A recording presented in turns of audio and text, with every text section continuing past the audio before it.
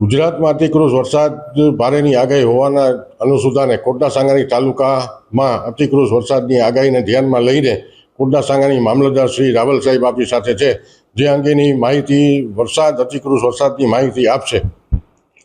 આજ રોજ જિલ્લા કલેક્ટર સાહેબ રાજકોટની સૂચના મુજબ આગામી 2-3 દિવસ ભારેથી અતિ ભારે વરસાદ તથા પવન ફૂંકાવાની શક્યતા હોય, જેથી તમામ કર્મચારી તથા અધિકારીઓને રજા ઉપર ન જવા તથા હેડક્વાર્ટરમાં સતત હાજર રહે અને ડિઝાસ્ટરનો ચુસ્તપણે અમલ થાય તે માટે તમામને સૂચના આપવામાં આવેલ છે.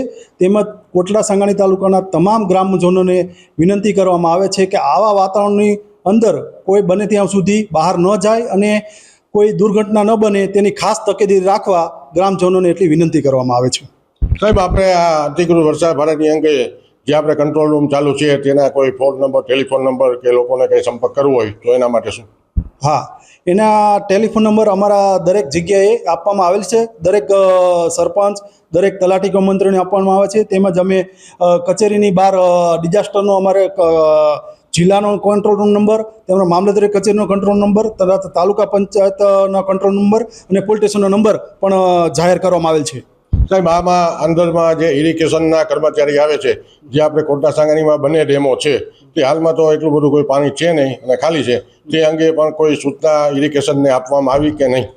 હા, આ બાબતે જિલ્લા કક્ષાએથી પણ ડેમ વિભાગના જે કર્મચારી છે તેમને સતત આ બાબતે જેમ જેમ વરસાદ થાય જેમ ડેમ ભરાતો રહે જિલ્લામાં તથા અત્રે પણ આ બાબતે જાણ કરશે અને અમે આ બાબતે તમામ ને પ્રેસ મીડિયામાં પણ જાહેર કરશું. સાહેબ, આમાં અતિકૃષ વરસાદની અંગે 2 દિવસની જાહેરાત કરવામાં આવી છે, જેમાં સ્કૂલની અંદર પ્રાથમિક શાળામાં શિક્ષકો તે અંગે શું? હાલ અત્યારે આપણે આ વિસ્તારમાં કોઈ રજા જાહેર કરવાનું જાહેર નથી થયું. હાલ જેમ આગામી વરસાદના અનુસંધાને કાલે અથવા પરમદી કંઈ બીજી નવી સૂચના આવે તો શાળા બંધ રાખવાની સૂચના આપવામાં આવશે. હાલ એવી કોઈ સૂચના નથી. સાહેબ, અતિકૃષ વરસાદની અંદર જે નીચાણવાળા વિસ્તારમાં કાચા મકાન તેમજ ઝૂંપડા અંદર રહેતા લોકોને એના માટે શું?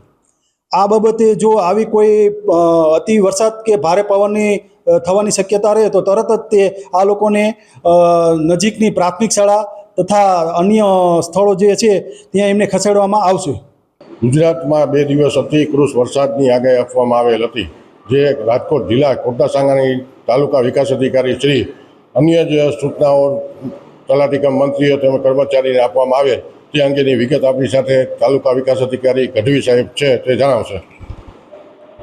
આખા ગુજરાતની અંદર હાલે એકી સાથે 4 સિસ્ટમો સક્રિય થયેલ છે, જેના કારણે ભારે વરસાદ, ભારે વાવાઝોડું જેવી સંભાવનાઓ રહેલી છે. એના માટે આજે ડિઝાસ્ટર અંગેની માનનીય કલેક્ટર સાહેબે વીસી લીધી હતી અને એની અંદર તમામ વિભાગોને સૂચનાઓ આપેલ છે.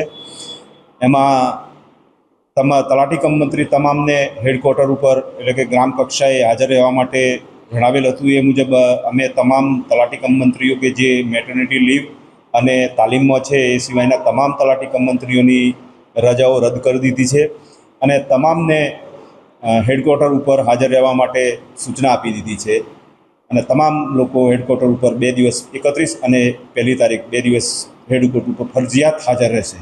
સાહેબ, આ અગત્યની સૂચના છે, સૂચનાનું પાલન થાય એવું કરી આપણે તલાટી કમ મંત્રી તમામ જગ્યાએ હેડક્વાર્ટર ઉપર રહેશે એવું? હા, બિલકુલ રહેશે. તમામને મેં આજે જે મિટિંગ હતી એમાં મૌખિક પણ સૂચના આપી છે અને લેખિત સૂચના પણ આપી દીધી છે, એટલે તમામ મિત્રો હેડક્વાર્ટર ઉપર હાજર રહેશે.